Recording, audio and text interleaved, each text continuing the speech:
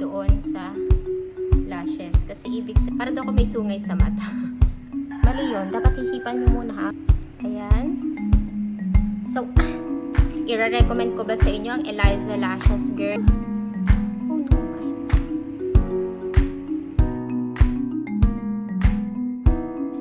Hi guys, it's me Arlie and welcome back to my channel. Kung hindi ako nagkakamali, 6 months ago na, nung last ako nag-post ng first product review natin. And for today, meron tayong bagong product na i-review. Sikat na sikat siya sa TikTok. Ang dami niyang reviews, ang daming videos, ang daming feedback. And now, tayo mismo yung magta-try sa product na to. Quick story lang, hindi pa uso yung pagpapa-eyelash extensions. Hindi pa siya ganun kaboom. Sobrang addict ko na sa pilik mata. Siguro mga college pa lang ako, ayan, nahihilig na talaga ako. As in, ang dami kong mascara. Pwede mo akong yayain basta naka-mascara na ako, pwedeng-pwede na ako lumabas. Ganon. Nung nagsumikat na tong si eyelash extensions, nakapagpagawa naman ako ng pilik mata twice. Tapos, hindi na siya nasundan. Kasi parang for me, ang hirap niya i-maintain. Kailangan monthly or every other month ipapagawa mo siya. Tapos, ang pinakamahirap pa is kapag nagtatanggal na siya. Parang magto 2 months na. Meron pa ding natitira. Parang may 3 pieces na lang ako dyan na pilik mata na tinatawanan ng mother ko. Kasi para daw ako may sungay sa mata. Nagtatry din ako bumili mga DIY eyelashes. Nakakabili naman ako. Pero ang problema, hindi ko siya nakakabit kasi nahihirapan ako. Dumudulas, tas na tatanggal siya agad. Merong product na talaga namang boom na boom siya. Na ang dami niyang good reviews. Kaya napabili ako. As a pilik mata lover, we have here the Eliza eyelashes. So, ito yung shop nila sa TikTok. Ayan, dyan din ako nag-check out nito. So, bukod sa mga eyelashes, nagbebenta din sila ng mga remover, ganyan, ng mga eyelash glue sa pagdidikit. Pero meron silang 5 bestseller products pagdating talaga sa mga eyelashes nila. First one, meron sila ng W-shape set. Meron din sila ng Fax Lashes set. Enchanting Lashes set. Or ito yung combination ng Gemini and Crown. So, parang 2 styles in one. Meron silang Fishtail set and Sunflower set. Price nila ay nag-start from 159 to 439 pesos. Depende yun sa style na mapipili mo. Magkakalapit lang yung mga prices nila. Kapag nag-checkout ka, may mga pagpipilian ka. Meron silang mini set. Yan yung 1 glue and 1 tweezer. Standard box, 1 glue and no tweezer. Big box, no glue and tweezer. Standard set, 1 glue and 1 tweezer. Big box set with glue and tweezer. Standard set plus big box set plus 4 glues and 1 tweezer. Yung kinuha ko muna sa kanila or yung pinurchase ko muna sa kanila ay yung kanilang W-shape kasi ang daming magagandang reviews about this set. And kinuha ko yung standard size. Ito siya kapag binuksan natin. Meron siyang 6 sets.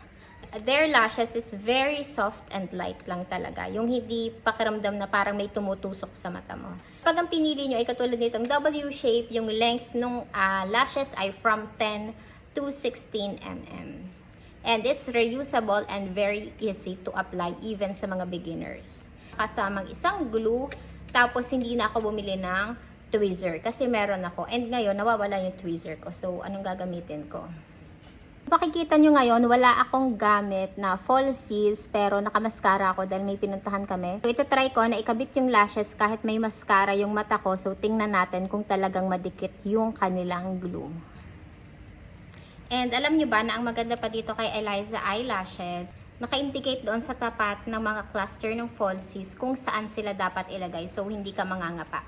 Tulad ng sa W-shape, 3 clusters lang per eye. So nakalagay dyan, itong pinakauna, ito daw yung sa outer or ditong part, middle, and inner dito malapit sa corner na to. Hindi ka talaga mahihirapan kung paano yung pattern na gagawin mo. W-shape nila is medyo kabog din talaga dahil lapat na lapat siya at makapal yung style talaga niya. Pero ayan, kung makikita nyo, napakalambot po ng eyelashes nila. So, let's try kung paano natin siya ikakabit.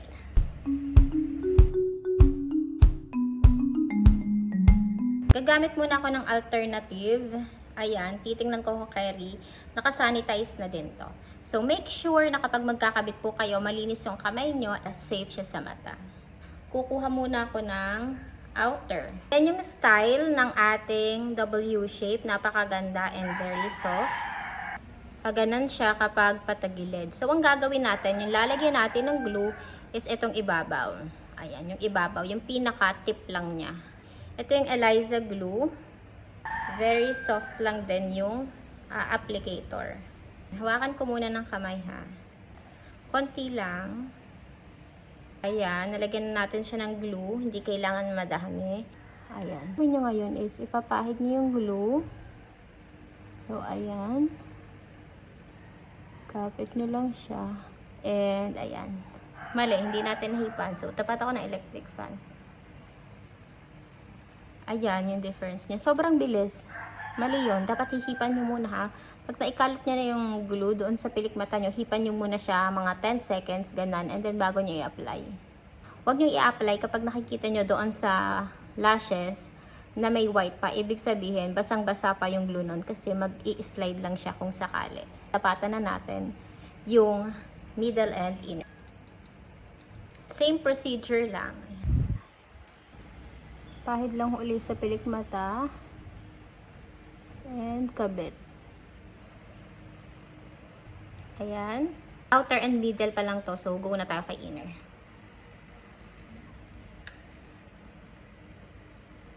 Again, wag i-apply kapag may nakikita pa kayong white doon sa lashes. Kasi ibig sabihin nun, basa pa yung glue nyo. So, hindi pa siya didikit. Uy, hindi dyan.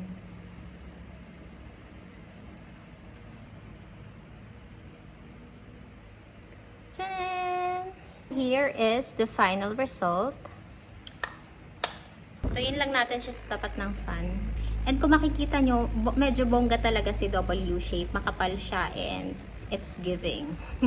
Okay, may W shape and ito yung wala. Ang kita nyo, napakabilis lang ikabit. Pati ako nagugulat kung bakit ganito kabilis. Dahil alam nyo ba, yung normal na falsies, hindi ako marunong magkabit. Dito, sandali ko lang talaga siya natutunan. At ang ganda niya sa mata. Ang ganda niyang makabuhay ng mata. Kabit ko lang din yung sa kabilang side. And here is the final look. Tingnan nyo, sobrang ganda. Ganda, girl. Girl, sobrang ganda. Sobrang ganda. Tingnan nyo. Ito siya sa side. Ayan, oh. Palong-palo yung pagka-C-curl niya. Pwedeng-pwede ito kung may mga biglaang lakad kayo or pupuntahan at kailangan fresh ka. Girl, apply ka lang ng Eliza Lashes. Okay na okay ka na. So, kung itatanong nyo naman yung glue, wala kayong mararamdamang irritation, hindi mahapdi sa mata. So, tingnan nyo naman kapag malapitan kung gaano kaganda yung kapit ng lashes doon sa tunay nating lashes. Ayan, kapag mulat. Diba ang ganda? Kung itatanong nyo naman kung kano siya nagtatagal, kaya niyang mag-last up to 3 to 7 days. Depende yon sa alaga. Kung gusto nyo na dumikit siya ng bonggang-bongga muna sa inyong lashes, huwag nyo muna siyang babasain up to 8 to 12 hours. Pero hindi ko sinabing huwag kayo maghilamos. Maghilamos kayo, pero huwag nyo munang babasain yung pinaka-lashes natin para kumapit. Nasa pag-aalaga din yan ng ating lashes. So, here is the final look.